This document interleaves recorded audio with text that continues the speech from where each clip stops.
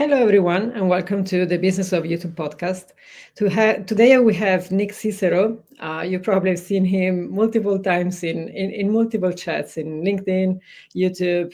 And the reason is that he's doing very cool stuff in tech, data, social media, and for a long, long while. So it was impossible not to invite him to an episode of the podcast of the Business of YouTube. So welcome to the stage, Nick Cicero. Long time no speak. Hey, good morning, good afternoon, good evening, wherever you are listening to this today or watching this. How's it going? Well, here, very well in London and on the other side of the pond. How is that? We're doing all right here. The sun is shining. It's going to be a high of 80 in New York today, and in the country, we're more in like the countryside of New York near the Hudson Valley, and it's a beautiful day. Fantastic. So let's get started with a bit of history. I like the history of people because I like to invite people I've known for a while, and they, in a way or another, they made a bit of the history of the industry of social media, one way or another. And I remember meeting you randomly in an event in, I think it was Tribeca or something in New York. And you were the founder of Delmondo. That was probably 2014 or something. And Mhm.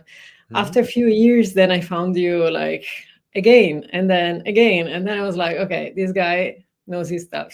So we kept in contact so long, and I think you always did something that was spot on at the right time, sometimes early on its times, but always very interesting because they were always adding value. So do you want to give us a bit of the history so who doesn't know you will understand why I'm saying that?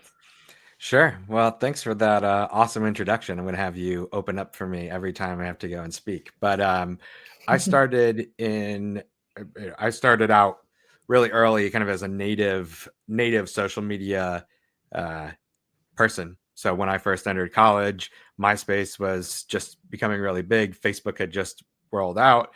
And so I kind of grew up through the social media's infancy as it was becoming a marketing channel, marketing discipline, and really have spent my career on all sides of the equation when it comes to the world of social media and then now in the larger media industry. So I started off working in agencies and working with brands, you know, building social media content strategies and marketing strategies, publishing to these different accounts, measuring the results of that. Then I worked on the vendor side. So I moved to San Francisco and worked at a technology company that was helping to curate all of this really great social content. And then finally in 2014, I saw this really big shift from social as it was moving from text and image based into video. And so when you move from text and image into video, there's so much more data and information that is out there. And so back in 2014, I started Delmondo, and we really built the first analytics for Snapchat. So before we launched our product, there wasn't really anybody measuring this kind of combination of photos, videos combined together in the story format.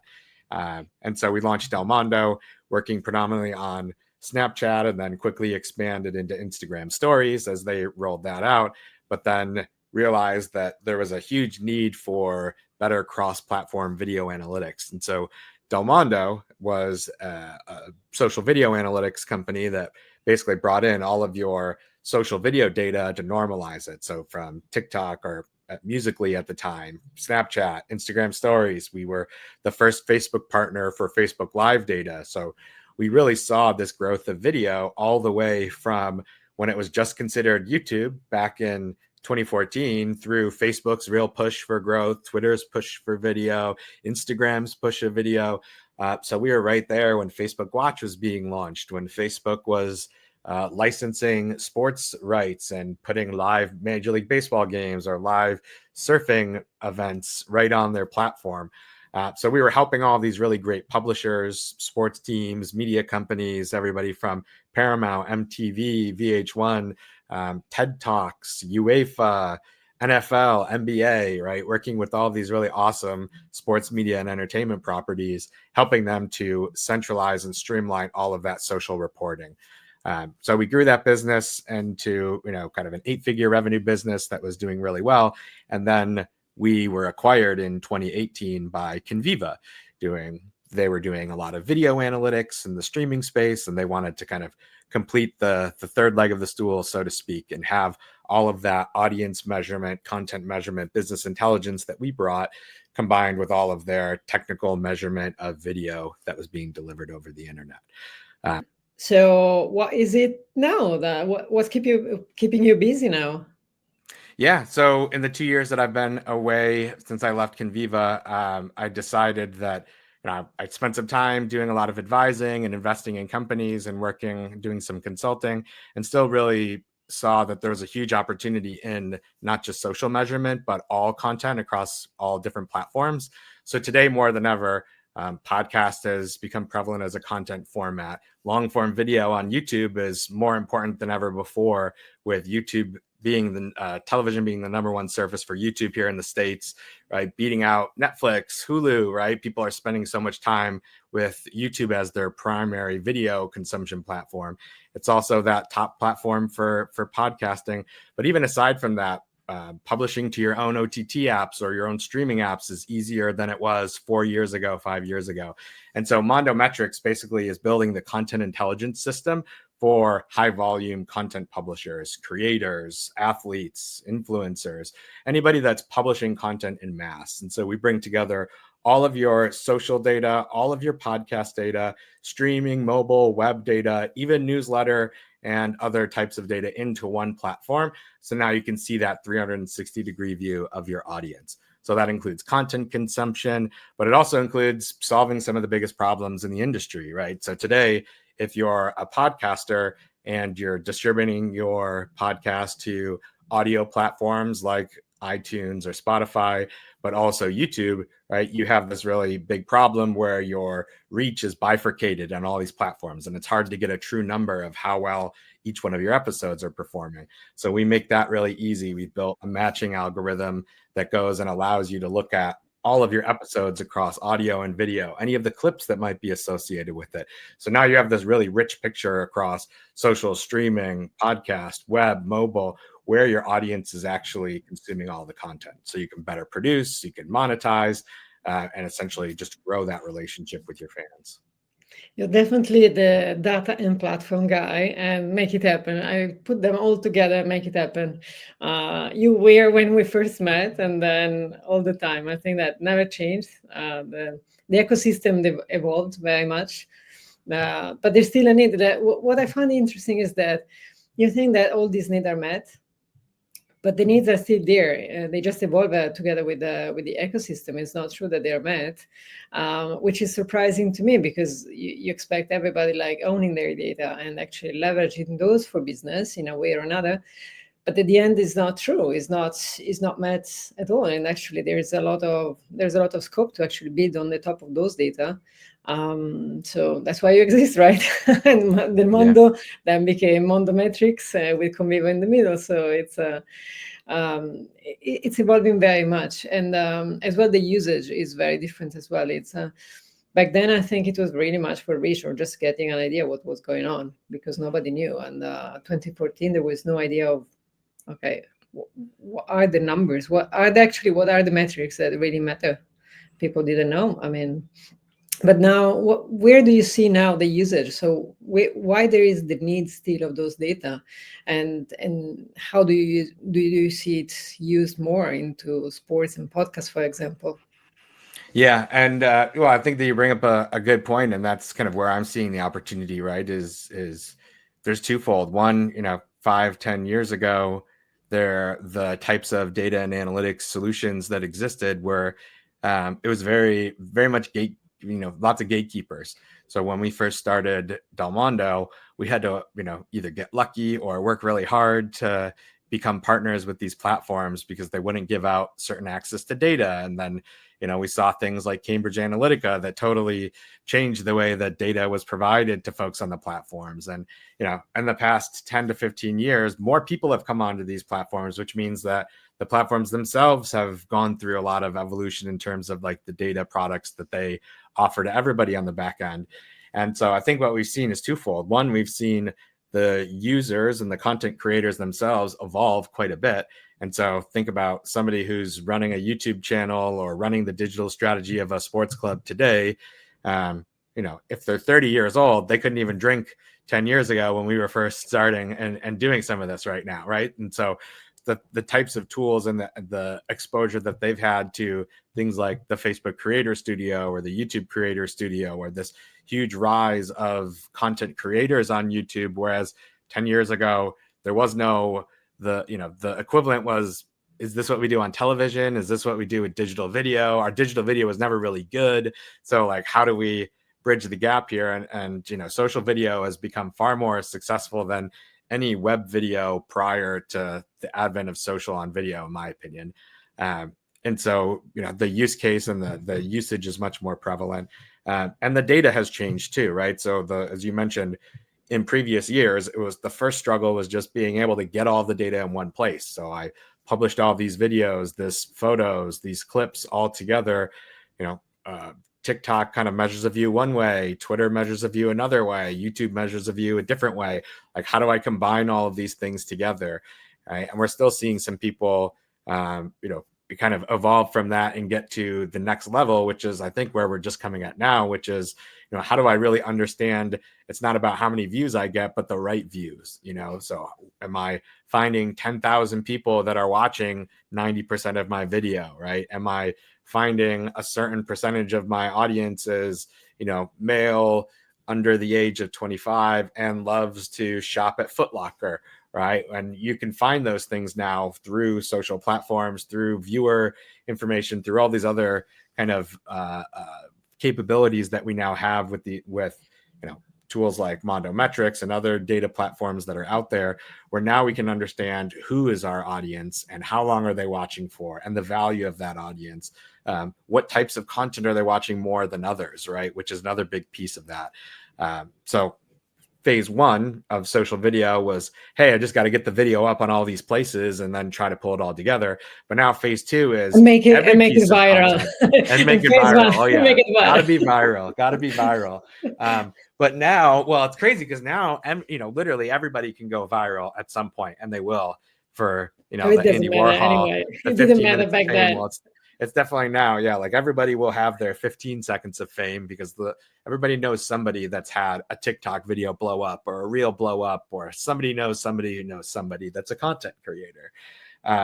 Whereas now today, video is the dominant, pretty much the most prevalent content format that we distribute to these social platforms, especially as sports brands, right? Like, sure, we have great photos, we have great articles that are up on our website, but we're predominantly telling it through moving images in some way, shape, or form, or videos, right? Even if it's a GIF, even if it's something else, there's like a component of video to it. And that combined with the shift of the social platforms to more of the interest graph that shows content to me based on what I'm interested in, what I'm searching with, what I'm interacting with, less about who I follow and who I'm friends with.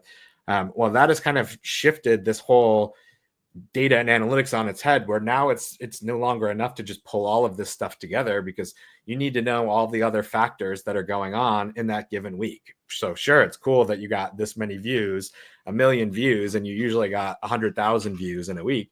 But then why did that happen? Was there one video that just blew up? Was there a whole new rush of followers that you got because you were in the news and something else? So there's all these external factors that now could play into why content does well, does poorly, and we have to start to segment those, right? So we're going to talk about we're going to talk about somebody like a Men in Blazers or others, right? But like, if you think about Men in Blazers, who we work with as a great example, they represent the whole culture and community of soccer or football.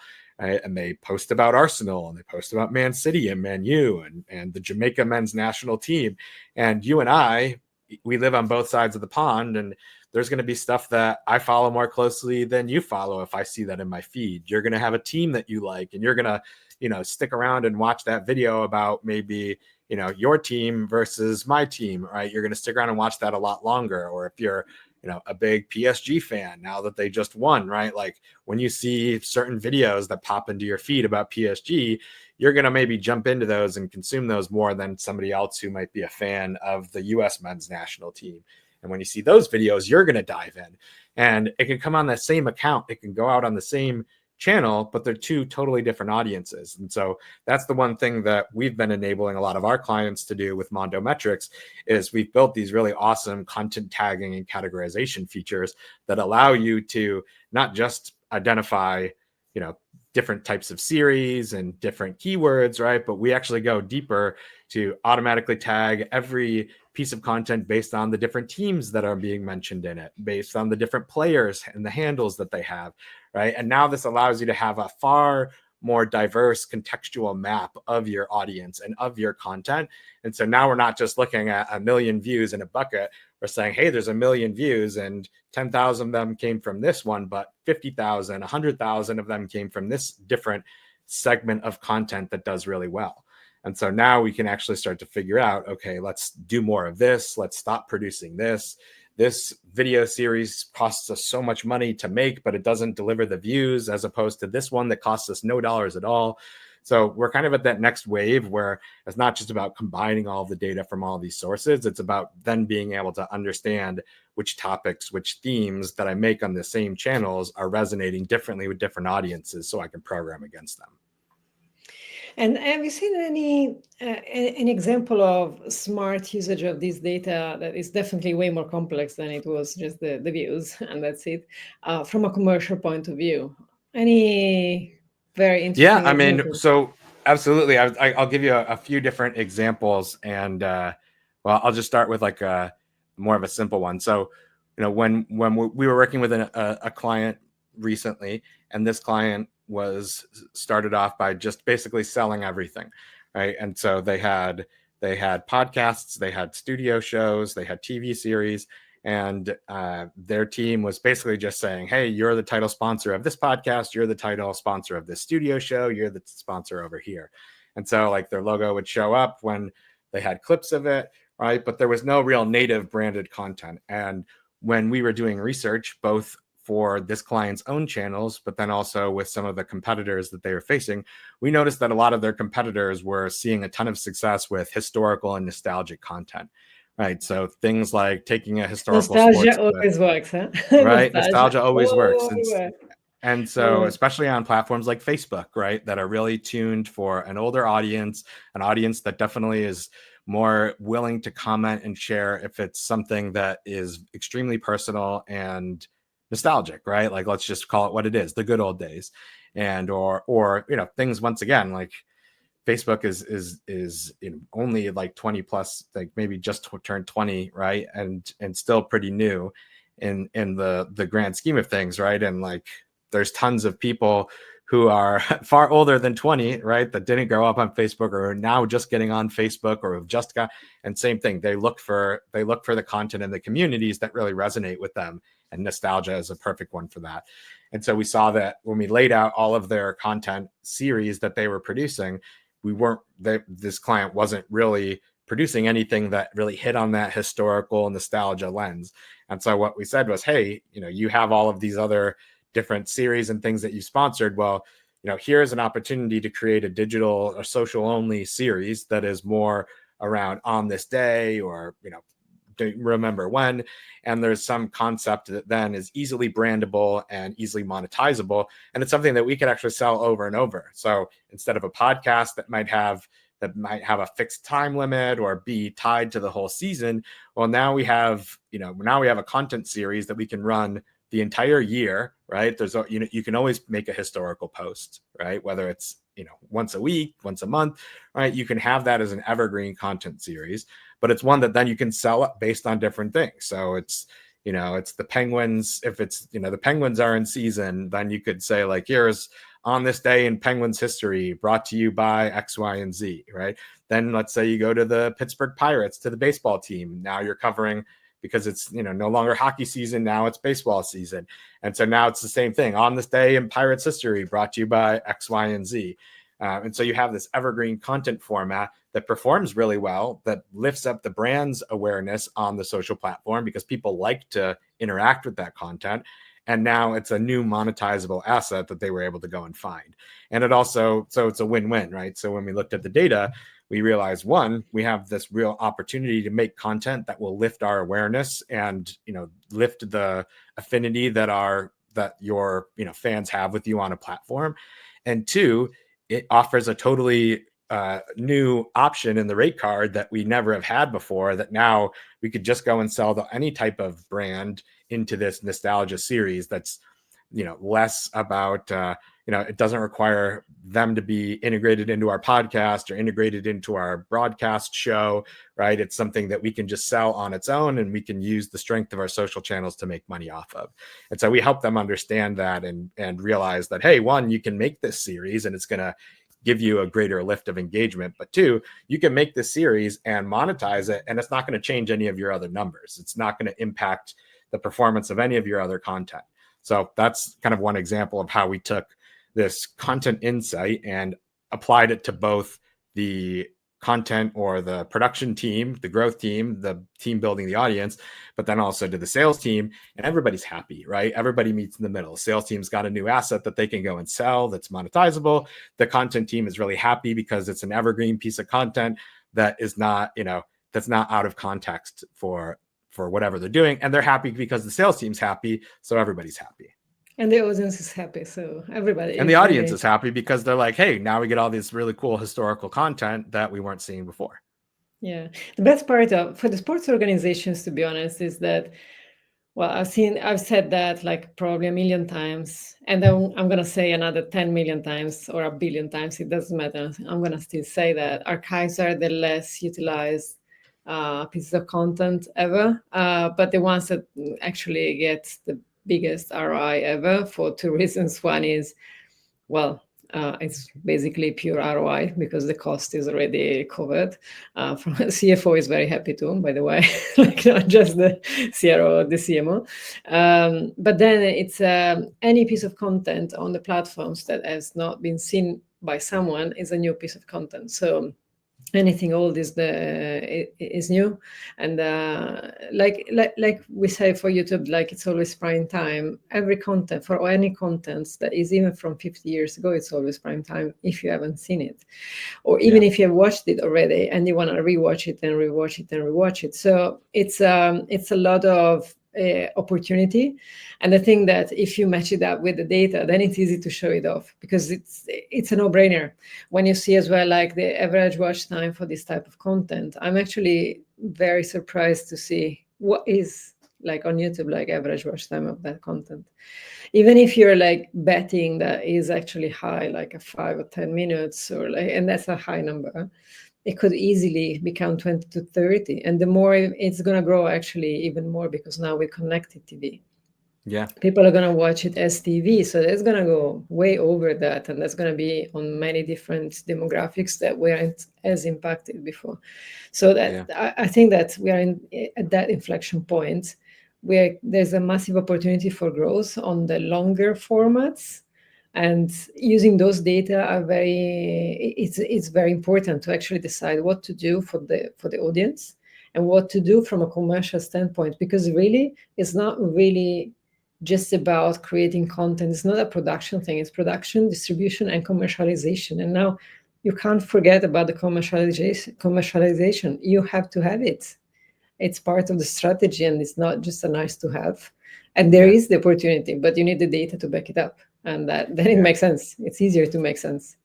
Yeah. And I love what you said about anytime is prime time on YouTube in that sense, because I do think that there are a lot of, I'm sure this is all industries, but definitely in the sports space for sure, from my experience, is you have this concept of YouTube is the content library still, right? And Shorts has certainly helped a little bit more with the frequency of publishing, right? But the content creators that are the biggest on YouTube understand this, but the sports teams, I think, are still working on that. And that is like the publishing frequency. So to your point, it's awesome that you have this really like really rich franchise or video series that you might have produced 1 year, 2 years ago. That's awesome and it's high quality. But if lots of people didn't see it right away, and then it kind of falls off stagnant, just like with everything else, like it's really hard to get that piece to lift back up and get populating in the feeds of everybody else again. So a lot of times you do have to think of alternative ways to republish, or in the case now, like if you've been a YouTuber for years, or if you're a team and you've invested a bunch of time, or you put up a lot of videos on YouTube, well, refresh and chop them back up again, and figure out new ways to put more content out to show up more inside of YouTube. Because I don't think that while it has an awesome discovery algorithm and searching is certainly still a huge value, still a lot of people just will log in and want to see new videos from the accounts that they've subscribed, or recommendations from YouTube based on the other things that they're searching for. And that recency is certainly a thing that gets taken into account. So now, one of the things, I wrote this article up on the Mondo Metrics website that was all about like how to optimize your YouTube content for TV viewing.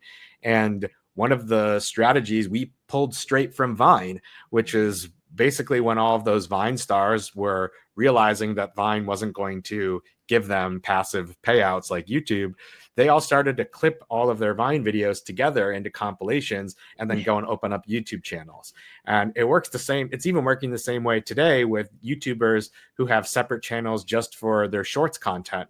And then they have all their videos on their main channel, but then they constantly have, multiple accounts that are clipping up shorts content from the different longer videos that they have, right? And so that's the same thing. Can you use data and insights to look at, what videos of mine that were under a certain threshold, 5 minutes, 10 minutes, did really well? Can I clip up a couple of those videos?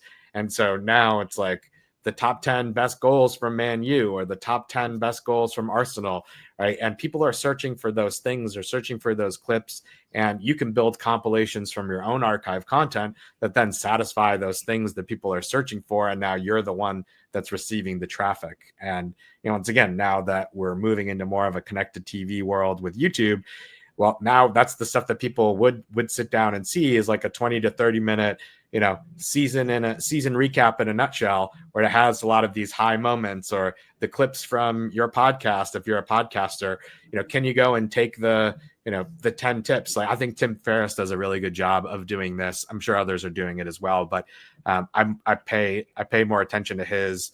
And I think the Daily Stoic does this as a podcast as well. Every month, he takes the 10 best nuggets of the interviews from the long episodes, right? He's got hour-plus long interviews, and he chops it up and makes a 30-minute long recap episode. And it's like, hey, here's all the best stuff out of February. And it's shorter. It's not as long as the deeper dives, but like, it's another piece of content that serves multiple purposes. One, it's easily monetizable, it's very digestible, but then for the people that want to go deeper, they can go back in and find those other pieces of content too. So this whole idea of like using your archive, using your assets to refresh and remix and repurpose and create more new content, I think is really important.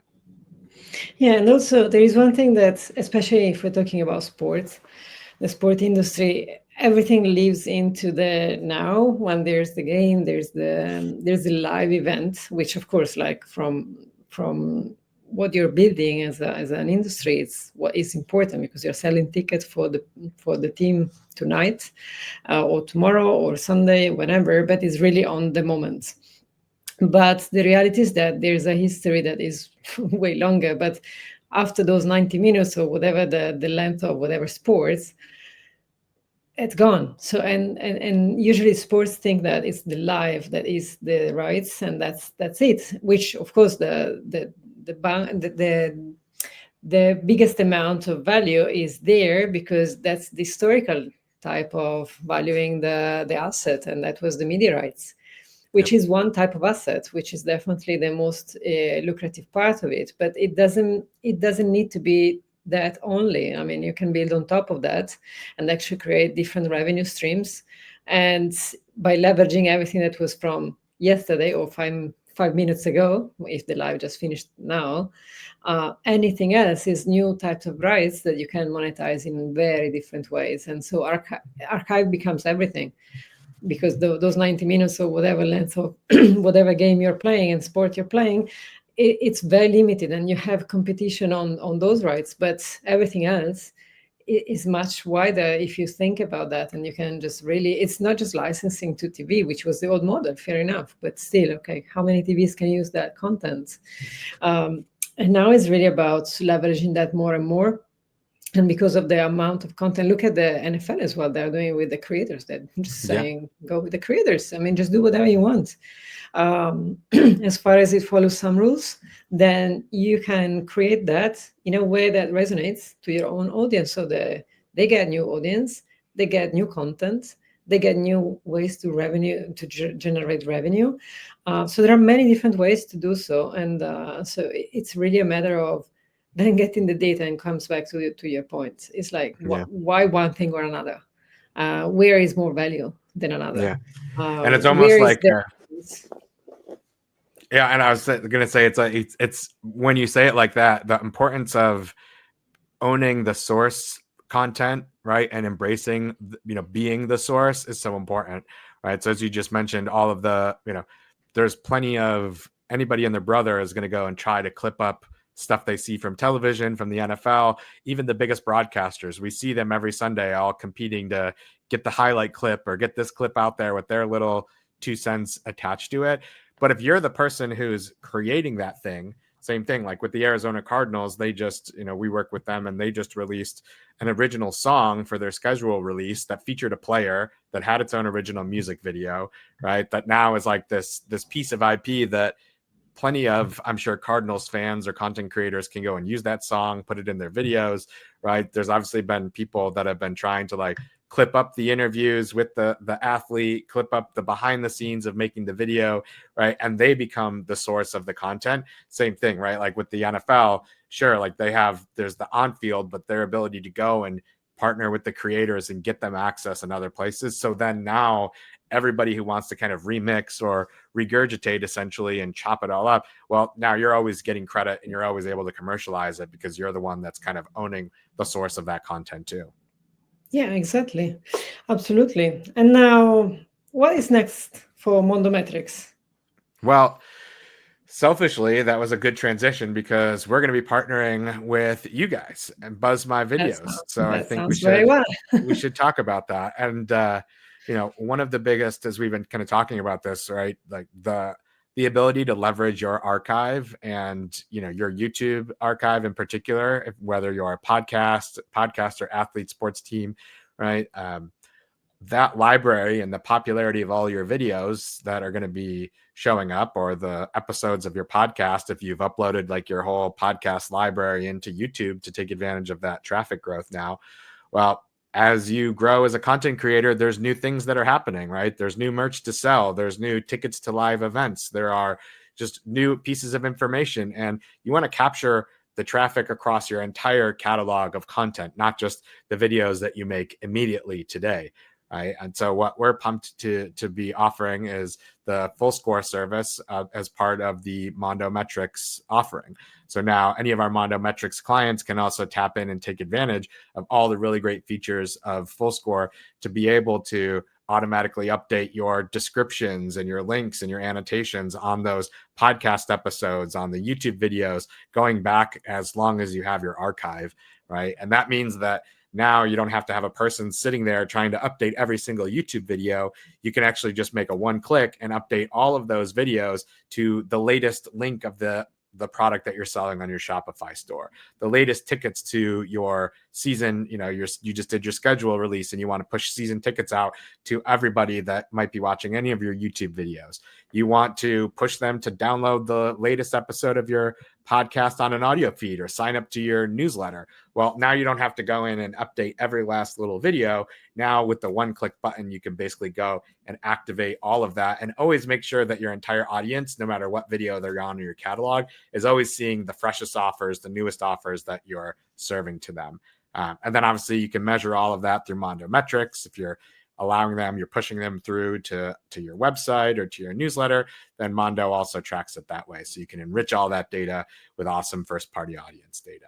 So we're really excited about that. Yeah, same from our side, because data and action are all you need now to make sure that you, first of all, you get found on YouTube. Well, also in other platforms, but as for our side, is very much YouTube. But then you ask the audience to make an action. So it's really just you get top of funnel and then down the funnel as well, at scale.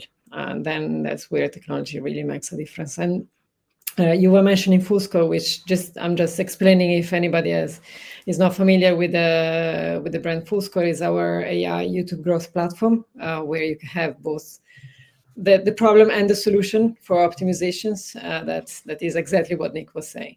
So that is where the action happens after you also study all the data on Mondo Metrics. And we're very happy to partner up with you because I think there's a need altogether, and B, because it's really an approach on the industry, which is like make it happen, Yeah. which I really appreciate. And I think it's a matter of just making it happen and adapt and go fast and solve problems that really are important. It's just A, be found for sport or podcasts and publisher in general, and B, actually make something out of it in a meaningful way. And it's not just reach that's important, but it's also the revenue side with it. Yeah. I mean, it's just when you spend time to talk with folks about YouTube optimization and what you can do with it, there's just so many different little nuggets that I think are really valuable. Like just the other day, as an example for anybody who's listening to this, right? Just the other day, we were working with another one of our clients. They have obviously this huge catalog of content on YouTube, and they had never realized that you can set those annotations at the end of your YouTube video, right? And there's lots of features that people don't really know about on YouTube because they're used to putting up your videos. And what she didn't realize is I showed her that, hey, like, look at, here's me as just an anonymous user on YouTube. I went to your video, I watched all the way to the end, and like YouTube suggested other people's videos at the end. And now if I put the annotation up, well, I can make sure that it recommends my videos at the end so I can continue to like click through. And that was like a huge unlock just for them. And but then obviously that happens more often than not. That happens right. more often than not. And to be fair, though, I was smiling because you call it annotation, which reveals that you've been on the platforms for a while. So yeah, because they were annotation back then, and then they were like completely demoted, and now there are end screens. But end screens, cards. That's true. Yeah. Correct. But I mean, you've been there for a while, otherwise you would not know the name annotation. And actually, fun enough, especially big organizations, they were used to have annotations back then, of course. But then what we notice is that a lot of them, which have thousands of pieces of content, because all of sports organizations have 5, 10, 20,000, I've seen up to pieces of content on YouTube only. And because they were up there when they were annotation, now they don't automatically have end screens. But if you have 5,000 videos up there, you want to make sure that you leverage what you said, the end screen, that people don't go and watch something else instead of your content.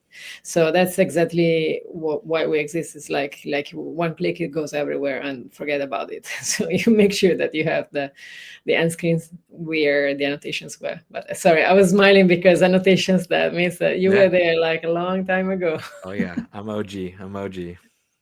Definitely. All right. Well, thank you very much. Thank you very much, Nick. It's been a pleasure as always.